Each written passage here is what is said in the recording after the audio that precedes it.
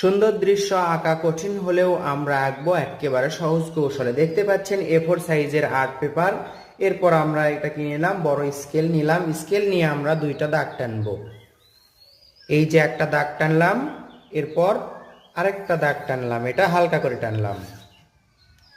এবার দেখুন কৌশলে আমরা একটি এম আঁকবো, ইংরেজি অক্ষর এম।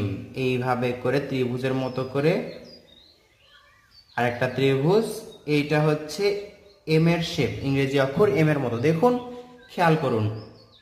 এবার এখান থেকে এটা ডাবল করে দিব, এখান থেকে এটাও ডাবল করে দিব, এটার সাথে এটা লেগে দিব, এটার সাথে এটা লেগে দিলাম, একেবারে লাগায় আছে।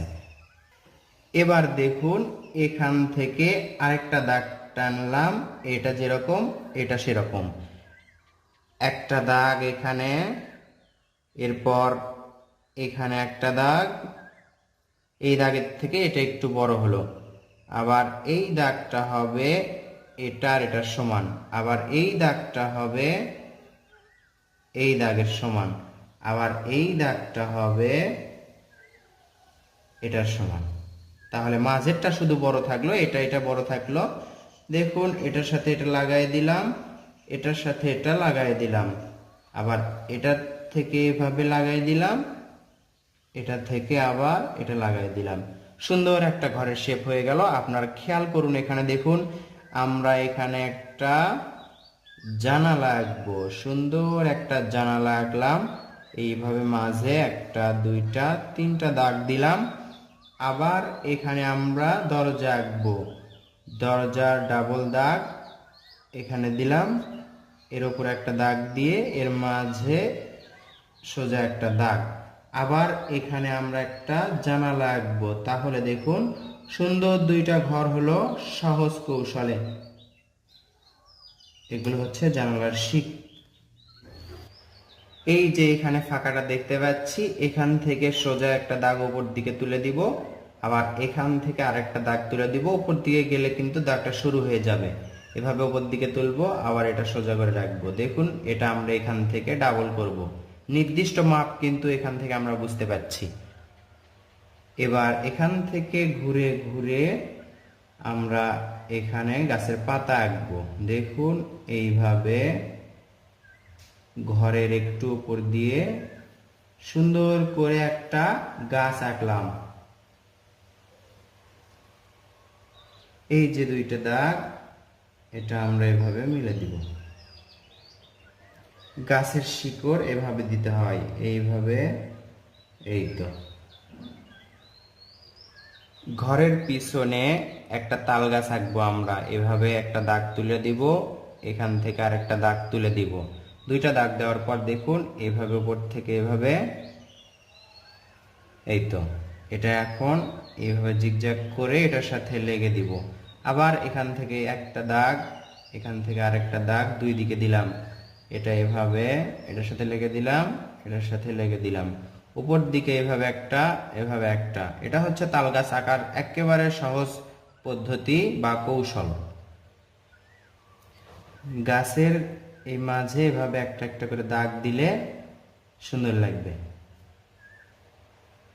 তাল গাছ আঁকা হলো। এইবার আমরা এই পাশে ফলের পালা আঁকবো। দেখুন কিভাবে এখান থেকে ধরলাম, একটু গোল করে উপর দিকে নিয়ে যাব, আবার এখান থেকে গোল করে নিচের দিকে নিয়ে আসব। এই তো হলো ফলের পালা। এভাবে নিচে একটু ঢেউ ঢেউ করে দিব হালকা, আবার এখান থেকে উপর দিকে একটা সোজা দাগ তুলে দিব, আবার নিচে নিয়ে আসব। এর উপরে গোল করে দিতে পারি আমরা। এবার এই যে দাগ দেখতে পাচ্ছি, এই দাগ এখানেও আছে, এখান থেকে আমরা শুরু করব। বাঁ দিক থেকে শুরু করলে সুবিধা হয়। আবার এখানে দেখুন, এই তো এখান থেকে এভাবে করে উপর দিকে যাব, আবার নিচের দিকে আসব। এগুলো দেখতে পাচ্ছেন, এটা হচ্ছে দূরের গ্রাম বা পাশের গ্রাম। খালি চোখে এখান থেকে দেখলে এরকমই দেখা যায়। এগুলো হচ্ছে গাছপালা।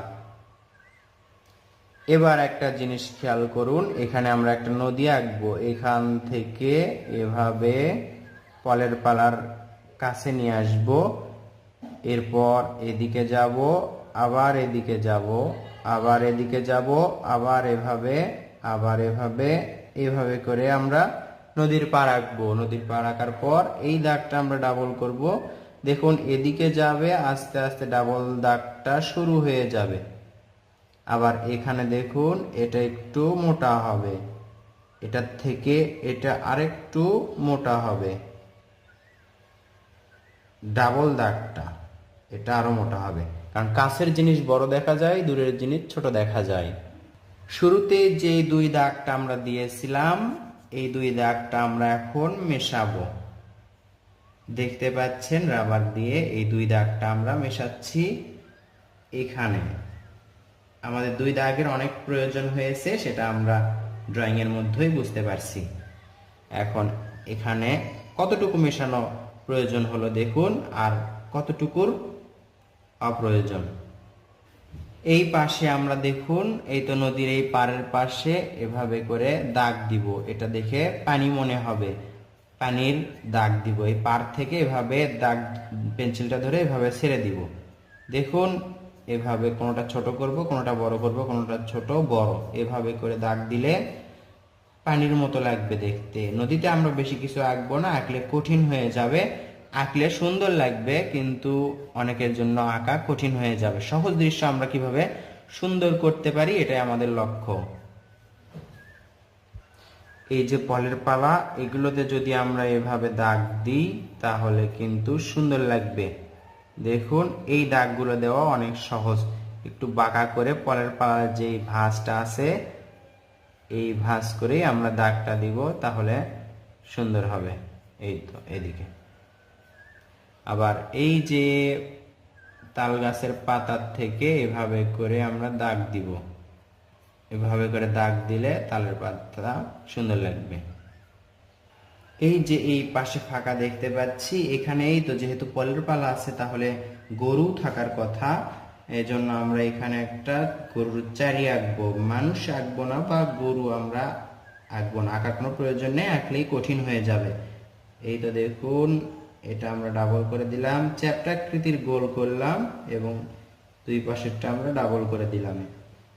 এভাবে ডাবল করার পর এখানে দেখুন গোল করলাম, আবার এখান থেকে এভাবে। তাহলে এখানে একটা চারি হলো, এই পাশে খুঁটি, এখানে খুঁটি, আবার এখানে খুঁটি, এখানে খুঁটি। এখানে গরুকে খাবার দেওয়া হয়। এবার দেখুন সহজে আমরা আকাশে সাদা মেঘ আঁকবো। এভাবে করে দাগ দিব। এই তো কোনোটা বড়, কোনোটা ছোট, উপর দিকে নিয়ে যাব, আবার নিচের দিকে আসব।